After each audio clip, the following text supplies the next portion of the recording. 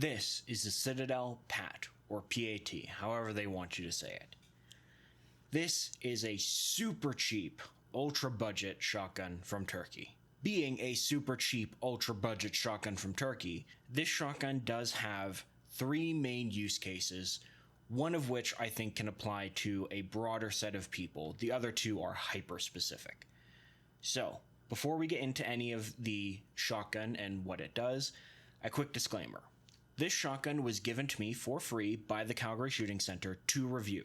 My views are my own, and my opinions are my own, as is always. You can use the code on screen now with the website on screen now as well. Use that code for this shotgun. Simply navigate to Firearms, Shotgun, and sort by Citadel, and you will find it on their website. It will get you $50 off. You can use that $50 off to get it below $200. So, without further ado, let's get into the shotgun. First, we're going to start with warranty, because when buying a Turkish shotgun, it's always good to know the warranty, because quality control is, as we'll talk about later in the video, something that is not a guarantee to be good. Now, the warranty is handled by the Calgary Shooting Center. You will contact them and either bring it into the store or send it into the store. If you are sending it into the store, you will have to pay the shipping to send it to the store. They will either fix or entirely replace the shotgun depending on the issue, and then they will send it back to you, or you will go pick it up. And if they're sending it back to you, they will pay for the shipping. It's a pretty standard warranty process in terms of warranties and how they work, but it is still important to clarify the warranty on these Turkish shotguns. For the overview of the shotgun, let's start up front. As you can see, there are threads on the front of this shotgun, and as you can also see, there is nothing attached to the threads like there is on the thumbnail. The reason for that is because the muzzle brake that was included with this is completely useless. Maybe they classify as a flash hider. Regardless, it didn't reduce recoil and it didn't reduce muzzle flash. It was the exact same regardless. And the reason it's not on is because it yeeted itself off multiple times, and the final time it decided not to be on this shotgun, I couldn't find it. However, with that said, it is still choked. This is a choke, it just has an extra thread at the front. So I guess theoretically, if you could find something that fits these threads, maybe a suppressor if you're in the States or Europe or something, or maybe you have some other kind of shotgun muzzle device, you could attach it here. I don't know what the threads are, but I'm sure you could find out by Googling. The front sight is a tall front sight, and you'll see why in a second. It has a fiber optic bead. Now the pump is a plastic pump. It is kind of smooth, but kind of textured. It has the smooth bits and textured bits, as you can see, but the textured bits aren't super grippy. They kind of work, but not great. The good news is that the pump action itself is very smooth, surprisingly smooth for how cheap this gun is. You would expect a gun this cheap to be a bit clunky. It's not at all. It's really smooth, really nice to use. It does have a bit of Picatinny rail on the bottom. It's just molded into the plastic, and you would put presumably a light on this. It's too far forward for any kind of grip if you wanted to do that, unless you have gigantic arms. But it's there if you want it. It does come with a hunting plug installed in the tube already, so if you want to use this for hunting purposes, make sure the plug is in there, but for me, it came installed, and you can of course remove the hunting plug to get the full capacity. Now on the receiver, we have a Picatinny rail. Now, I put a red dot on this. This is not like a shotgun red dot. It's just a normal red dot. And it comes with this plastic rear sight. Now, this rear sight is the definition of adequate. It will get you a sight picture, and you'll be able to pull the trigger, but it is not fancy, and it is not ideal. For me, I'm not a fan of these kinds of shotgun sights, where it's a large ring at the back and the fiber optic bead at the front. Some people are, and if you are, great. The main qualm I have with the rear sight is that there's no way to adjust it with a tool, like you have to do it with your hand, and this does come loose under recoil, so you should be putting a bit of Loctite on the screw, tightening as much as you can, and hoping that this sight does not come loose.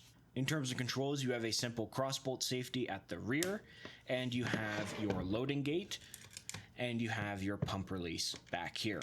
Now, pump release is not in an ideal position for a pistol grip, in my opinion. For a traditional style stock, it's actually in a great position, but Pistol grip style stocks, I like to have the pump release somewhere in the back over here. It's not the end of the world. You can still reach this, and it does work. The pistol grip is fully rubberized, and it's actually quite comfortable.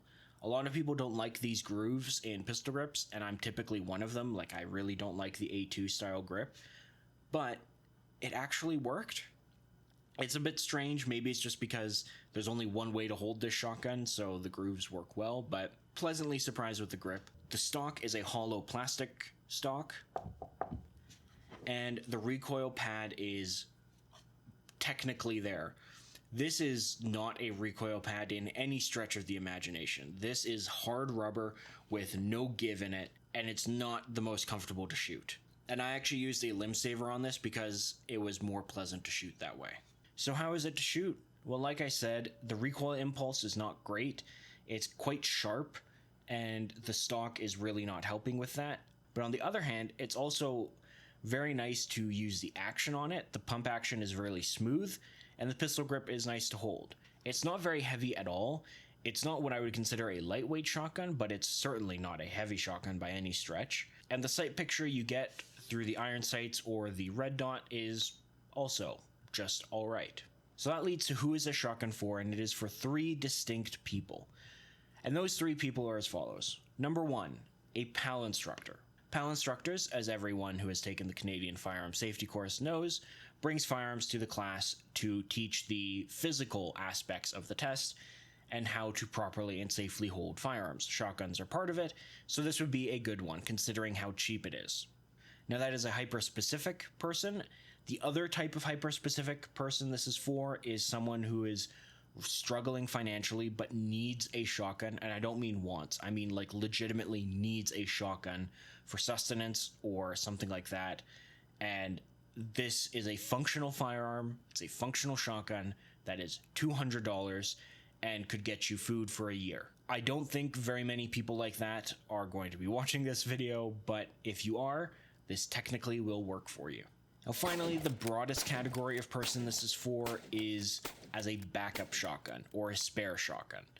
Now what do I mean by that? Well, if you've ever played video games in your youth and you had a little brother or you had some friends that came over and you always had this backup controller that wasn't great but it functioned, that is this shotgun.